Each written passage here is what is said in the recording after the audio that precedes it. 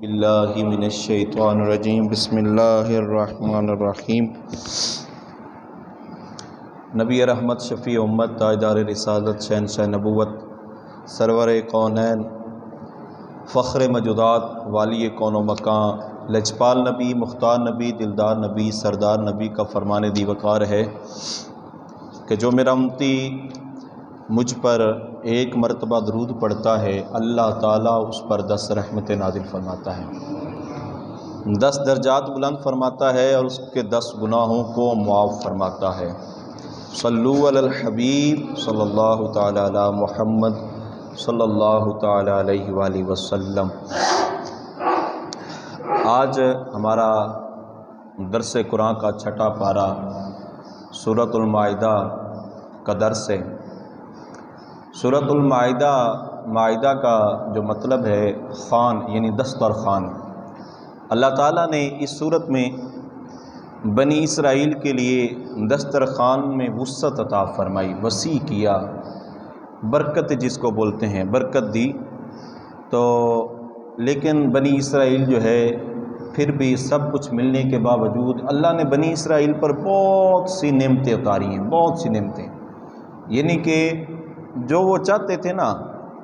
دعائیں اپنے نبیوں سے دعائیں کراتے تھے اور اللہ تعالیٰ ان کی اس مراد کے مطابق ان کو نواز دیتا تھا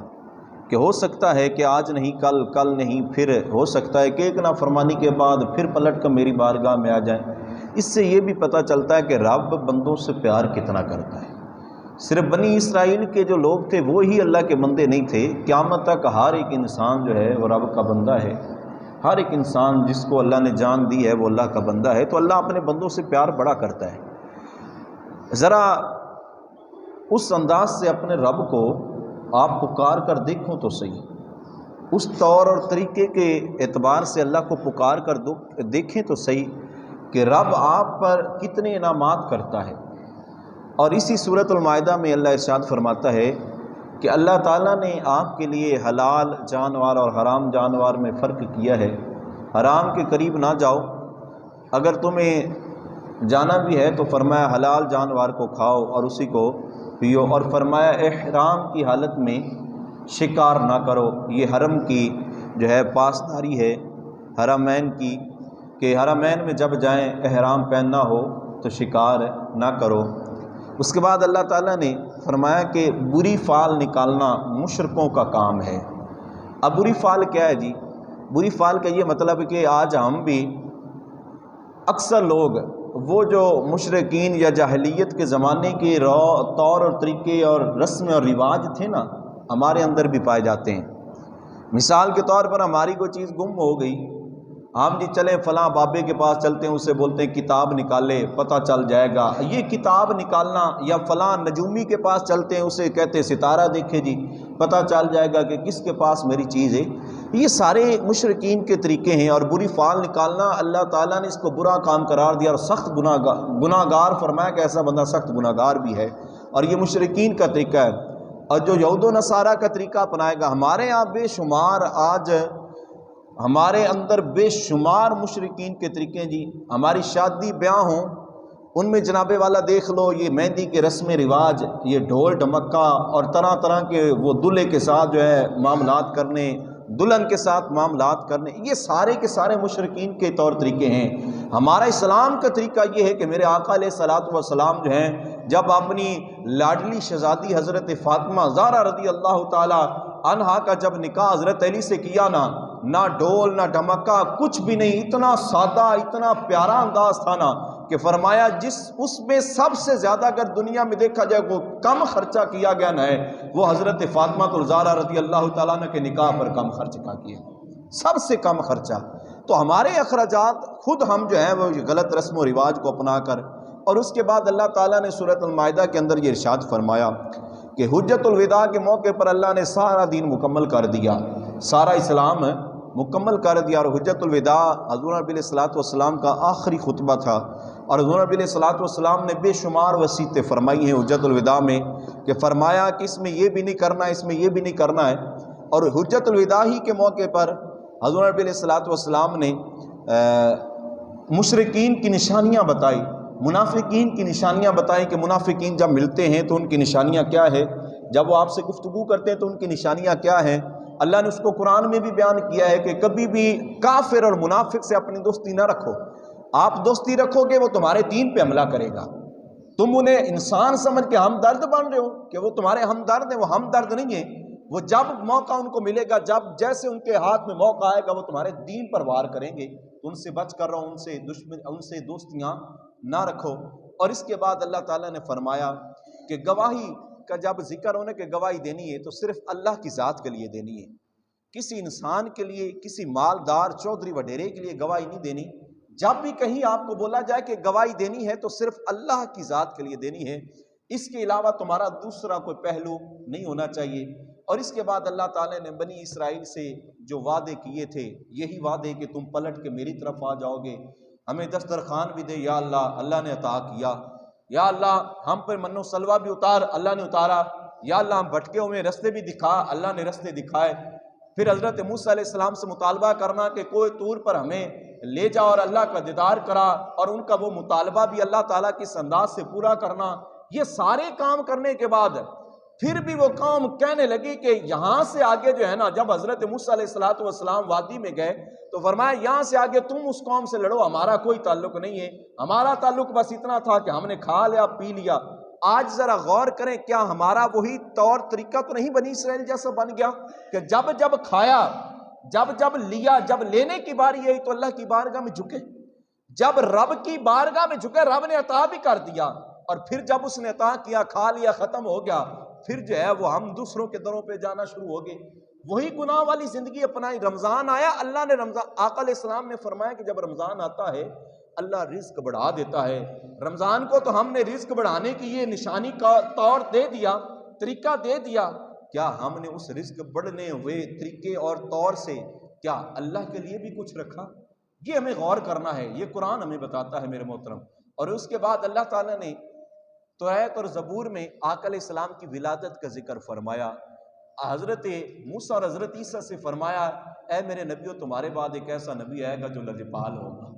جو مختار کل ہوگا، ایسا مختار کل جس کو میں سب کچھ عطا کروں گا، یعنی گویا وہ مختار ہوں گے لیکن اللہ کی عطا سے۔ وہ نبی آئے گا اور اپنی امت کو بتا دو کہ تم نے بھی اسی نبی کی پیروی کرنی ہے، پھر بھی کامیابی ملے گی، ورنہ ناکامی ہی ناکامی ہے۔ اور پھر ہمیں اللہ کا شکر ادا نہیں کرنا چاہیے، اللہ نے ہمیں حضور کا امتی بنایا ہے۔ حضرت عیسیٰ دعا کریں اللہ، یا اللہ اس نبی کا جس نبی کے چرچے توراۃ اور انجیل میں اتنے کمال کے ہیں، جس کی صفات، جس کے جمالات، جس کے کمال اتنے ہیں، یا اللہ کیا میں اس کا امتی نہیں بن سکتا ہوں؟ اگر اتنا مجھے شرف مل جائے کہ میں اس کے جوتے کے تسمے باندھنے والا بن جاؤں تو یا اللہ میں عیسیٰ ہو کر وہ بننا چاہتا ہوں، بغیر باپ کے میں پیدا ہوا ہوں، میرے روزانہ طور طریقے کو ہر ایک انسان مانتا ہے، ہر ایک حیوان مانتا ہے، میں وہ ہوں جو بچپن میں رہ کر گواہی دیتا تھا اپنی والدہ کی کہ میری والدہ پاک صاف ہے، یا اللہ میں اتنا کچھ ہونے کے باوجود میں اس نبی کا امتی بننا چاہتا ہوں۔ تو اللہ نے فرمایا موسیٰ پریشان نہ ہو، قیامت سے پہلے تجھے بھی اس کا امتی بنا کر ہی رکھوں گا۔ یہ ہمیں خوش نصیب ہونا چاہیے نا، پھر ہمیں اپنے مقدر پہ ناز کرنا چاہیے نا، اپنے مقدر پہ فخر کرنا چاہیے نا، اللہ تو نے ہمیں آقا کا امتی تو بنا رکھا ہے نا، تو ہمیں ان چیزوں پر غور تو کرے نا کہ حضور نبی علیہ السلام کی محبت کتنی ہے ہمارے دلوں میں۔ اور اس کے بعد اللہ تعالیٰ نے ارشاد فرمایا، ارینا اور اکل ایک قبیلہ تھا، یہ کلمہ گو تھے، سادے سے کلمہ گو نہیں ہوتے آج کل کے سادے کلمہ گو جن کو ہم بھی کہتے ہیں، بس منہ کے انہوں نے منہ کا کلمہ پڑھا ہوا ہے، دل پر کوئی نہیں، بس کلمہ ہی پڑھا ہے اور کچھ کوئی نہیں ہے، ایسے لوگ تھے ارینا کے۔ جب یہ مدینے آئے نا تو مدینے میں ان کی طبیعت میں ایک بیماری آ گئی،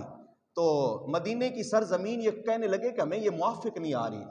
یار وہ کیسے ہو سکتا، وہ امتی کیسا جو حضور کو دیکھے مدینے میں رہے اور کہے مجھے موافق نہیں آتا۔ صحابہ تو فرمایا کرتے تھے یا رسول اللہ ہم پریشان ہوتے ہیں تو آپ کو دیکھتے ہیں ہماری پریشانیاں دور ہو جاتی ہیں، یا رسول اللہ ہم گھبراہٹ کا شکار ہوتے ہیں آپ کے سامنے آ جاتے ہیں ہماری گھبراہٹیں دور ہو جاتی ہیں، یا رسول اللہ آپ کو دیکھے بغیر دن ہمارا گزرتا ہی نہیں۔ تو یہ لوگ کہنے لگے کہ ہمیں مدینے کی زمین جو ہے موافق نہیں آ رہی ہے، اور آج ہمارے اندر بھی وہ بدبخت پائے جاتے ہیں کہ مدینے جاتے ہیں اور کہتے ہیں کہ مدینے میں تو مجھے یہ ہو گیا وہ ہو گیا۔ ایک مرتبہ مفتی احمد یار خان نعیمی رحمۃ اللہ تعالی علیہ مدینے گئے تو آپ کو چوٹ لگ گئی بازو پہ، تو آپ کے ساتھیوں نے کہا کہ مولانا آپ اس طرح کریں، ہم جو ہیں طبیب بھی ہے، ہسپتال بھی قریب ہے، آئیں وہاں سے ہم ٹھیک کرا لیتے ہیں۔ تو اتنا محبت برا انداز تھا مفتی صاحب کا، مفتی صاحب فرمانے لگے مدینے کی چوٹ لگی ہے، رہنے دو، درد رہے گا تو حضور کی محبت تو پیدا ہوگی نا، آقا کی چوٹ لگی ہے تو درد ہوگا نا، حضور کی محبت پیدا ہوگی نا، تو وہ درد ہم حاصل کیوں نہیں کرتے ہیں؟ تو فرمایا کہ اس قبیلے کو جب یہ بات ہوئی نا، حضور تو دلوں کے بھید جانتے تھے نا کہ ان کے دلوں میں کیا رکھا ہوا ہے، نفاق تھا۔ حضور نے فرمایا کہ فلاں وادی میں چلے جاؤ، وہاں صدقے کے اونٹ ہیں، ان کا دودھ اور پیشاب پینا، اللہ تمہیں صحت دے دے گا۔